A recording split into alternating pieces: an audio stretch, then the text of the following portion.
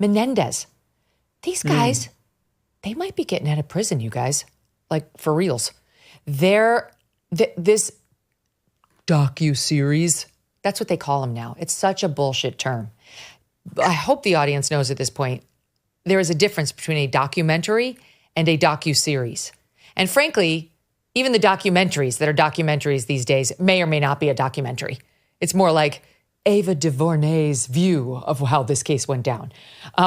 So whatever, this is like a docu-series, and it's Dominic Dunn's view of what likely went on in the Menendez family. He was a famous writer for Vanity Fair whose daughter was tragically killed, and then he became very big in the crime space. Anyway, it's a Ryan Murphy production, and it reimagines the Menendez murders. It definitely concludes that they killed their parents, which they admit to, but it also writes in an incestual relationship between the two brothers, which is a weird turn. And now, notwithstanding all that, it's back in the news, and there's a new push to let them out, to say this wasn't a fair trial.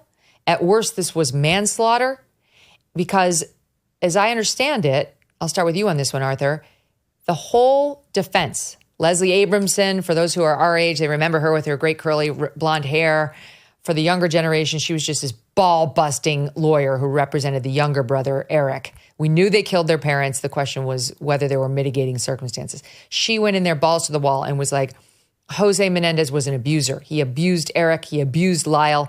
Eric is somebody who was protecting his own life. He was in fear that his father was going to kill him. And that's why this happened. And they got a hung jury for both boys on the first trial.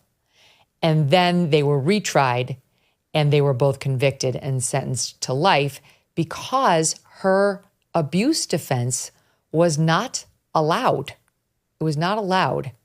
And so now the DA out in LA, this George Gascon, I mean, this is right on brand because he hates prosecuting crime. He hates keeping bad guys in jail. I'm not saying they necessarily deserve to stay in jail. We'll debate that, but he loves letting criminals out of jail. He has said he's reviewing new evidence, a letter, which we can describe, and that they're going to have a hearing on this new evidence this November to see whether they should get a new trial or whether he'll just reduce the charges as is from murder to manslaughter and they could just walk without a retrial. So what do you make of all this, Arthur? The reason why we're talking about this particular case is because of the notoriety it got when it was going down. Actually, we started the show talking about our beginnings at Fox News. If I'm not mistaken, this was right around that time. I forget when the trial was. Wasn't it around might have been 2004, somewhere in there? Yeah. Okay, but it was around that time. But it has become, and look, sometimes I agree with you, prosecutors are too lenient, but sometimes, and there's a case before the Supreme Court of the United States right now out of Oklahoma where and it is a guy on death row, and this is why I don't believe in the death penalty. It is a guy on death row, and everyone from the government is asking the Supreme Court, because apparently the way the jurisdiction is, they're the only ones who could stop the execution. So I believe it's the Attorney General of the state of Oklahoma, the DA who tried the case, the judge who tried the case, is saying it was not that he didn't do it. Not that he didn't do it, but he didn't get a fair trial because of something similar to Menendez. Evidence that was presented shouldn't have been, or vice versa. And please don't kill this guy. Give him a new trial. And look, Netflix and popular opinion with an elected district attorney has a lot of power. And they're going back and saying, hey, these guys maybe didn't get a fair trial. And we're reading about it all day long in Brooklyn, New York, and Manhattan. Look at the Central Park Five, the kids who were doing major time for a rape in Central Park. And they threw that case out altogether. And now one of the guys is the city councilman with a big megaphone here in the city of New York. So, I mean, I'm interested to hear what my buddy Mark has to say, but I have strong it's thoughts. not so rare anymore Right, that these cases are being overturned. Let us hear you. Oh, by the way, my trusty producers actually informed me that the first trial ended in 93, and then the second trial was 95. I think you and I must be thinking about Peterson. Peterson, that's the one. It was Peterson. You're right. Go ahead, Mark. Okay. I have a lot to say. My wife and I have polished off that docu-series, which was just dreadful because you really don't know what the truth is. There's only 3 people who know whether sexual abuse ever really took place One is dead, thanks to the two boys, and the other two were facing, the death sentence. The gas chamber. Forgive me if I don't, jump in on what they're saying. Okay, but let's just talk legal for a second. If the judge found at the time in their second trial that there wasn't sufficient evidence to allow the defense to argue that sexual abuse took place, but now newly discovered evidence, which was not available at the time, seems to suggest that there was alleged sexual abuse, then they would have been denied a fair trial at the time. So what you've got is a letter that was recently discovered, authored by a cousin, where one of the brothers, I think it was Eric, the younger one, wrote to his cousin sometime before the shooting, where he complains to the cousin. 9 months before. There we go, 9 months before. That the father's going to come in and do it to me again, that kind of thing, suggesting, it doesn't come out and say sexual abuse, but it suggests, it's strong evidence that it might be sexual abuse. Stand by, hold your thought. Here's what the note read, the letter. I've been trying to avoid Dad. It's still happening, Andy, but it's worse for me now. I can't explain it. I never know when it's going to happen, and it's driving me crazy. Every night I stay up thinking he might come in. I need to put it out of my mind. Go ahead. Yeah, I mean, a very reasonable inference is that that's the sexual abuse that he's talking about. The second thing is you've got an original member of Menudo who's coming forward to say that when he was 13 to 14, somewhere in there, that this guy, the father, allegedly sexually abused him as an executive for, I think it was Sony Records.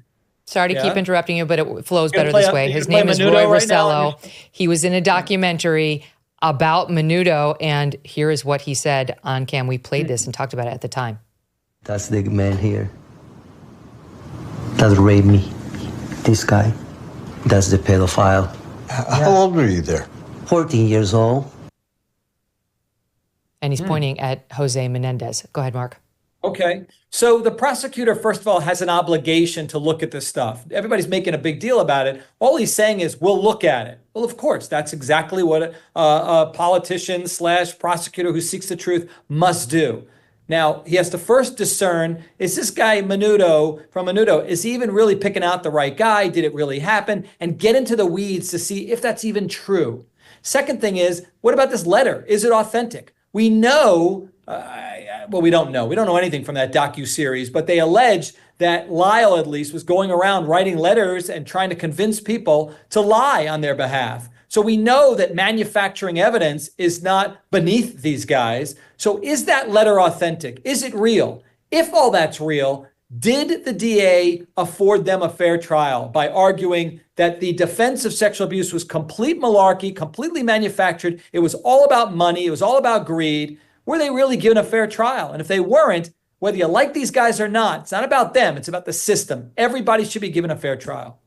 The thing, though, to Mark's point, Arthur, in the first Menendez trial, reading here from a Fox News report, there's the cousin who was on the receiving end of that letter from Eric 9 months before the parents were murdered. The cousin is named Andy Cano. And in the first Menendez trial, Cano testified that Eric had told him about his father's sexual abuse at age 13. So this witness did testify that there was abuse at the first trial, which resulted in a hung jury. And then the second judge did not want to entertain this defense at all. Maybe the letter wasn't available, but the witness took the stand and said the stuff that's in the letter. So is it really grounds for a new trial? Well, in the world, I practice law, and that would not be newly discovered evidence. The letter would not be enough. In other words, they had the testimony. The testimony, if it came across as credible, I mean, as long as the guy is not a heroin addict who's falling asleep on the stand, and then the judges, look, I know that there were appeals here, and they must have looked at the appellate courts out west, and the appellate courts must have said, no, the judge in his discretion felt that in this particular trial it wasn't admissible. That's not newly discovered evidence. Newly discovered evidence is, we all know what newly discovered is. Someone just popping up out of nowhere, like you were talking about in the Puffy case, and Tupac, they arrested a guy 20 years, 30 years later, and he's like, yeah, I did it, but Puffy paid me to do it. What about the Menudo guy? Would the Menudo guy be newly discovered evidence? Maybe. Yeah, I mean, that's different because that wasn't, yes, may be different, but there's a whole standard. Again, it's California law, so that's why I'm hesitant. There's a whole standard about whether a defense team did their due diligence to try to unearth these things. You can't say it's newly discovered evidence if it was sitting right there and you just neglected it. That's not newly discovered evidence. The letter, Arthur, was found by someone who was looking through some old stuff and found it. So the letter wasn't available. And we do know that letter amazingly corroborates the testimony of the cousin, even though he did testify. Not having that letter, significantly hurt the defense. I'm not saying it's a new trial, but it's close call. So let's just show a little bit of what we're talking about. So it's hard to recommend this Netflix series because it is so dark. I mean, I thought it was going to be kind of like true crime and a kind of murder mystery where you know the outcome. It's like every episode is about child sexual abuse in great detail. It's dark. I was trying to watch it while I was on the treadmill. I'm like, I cannot handle this. Anyway, here's just a little bit. I'll show you the trailer. Okay, take a look at SOT 42. Part of this process is the two of you reconnecting, growing closer as brothers.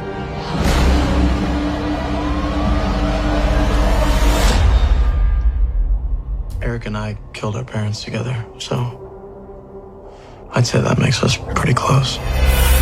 Our life was one thing, and we decided we weren't going to take that anymore. Unbelievable. Starting right now, we're gonna demand more out of life. And we are never gonna fucking go back.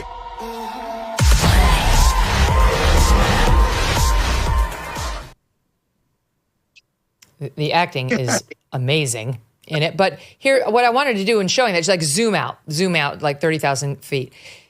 Kim Kardashian wrote a letter. The Innocence Project has now taken this. All right. She's not a lawyer. She's not a lawyer. She made $1 billion off of a sex tape and clothing that actually is quite good. Didn't she apply to law school? There's something about she her tried to do the apprenticeship way, where you have to take like the baby bar, and she failed it. She's not a lawyer.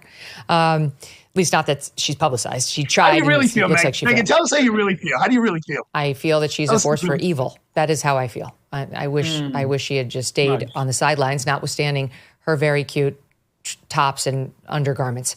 Okay. Having said all that, she's written a letter, Innocence Project. So 30,000-foot letter. What do you think this guy does? Like, people will look at this and say, it's been 35 years or something that they've been in jail. Like, is it time? Because as somebody wise once put it to me, when the kids kill the parents, it's the ultimate F in parenting. And so at some level, this is their fault. If you're tired of those same old coffee offerings from those mega corporations pushing their woke agendas, listen up. It's time to take a stand and support a brand that truly embodies American values, Blackout Coffee. They stand with hardworking Americans who believe in family, faith, and freedom. They roast some of the most incredible coffee you will ever taste using only premium grade beans, roasted and shipped to you within 48 hours. And for the cold brew fans, Blackout Coffee is excited to announce the launch of their new 2 ready-to-drink cold brew coffee latte options. Don't settle for less. Make the switch to Blackout Coffee. Head over to blackoutcoffee.com/MK or use the code MK for 20% off your first order. That's blackoutcoffee.com/MK. The code is MK. Join the movement. Taste the difference. Remember, with every sip, you are supporting a brand that stands for America. Be awake, not woke. Thanks so much for watching. If you like what you just saw, hit the subscribe button for more clips and full episodes.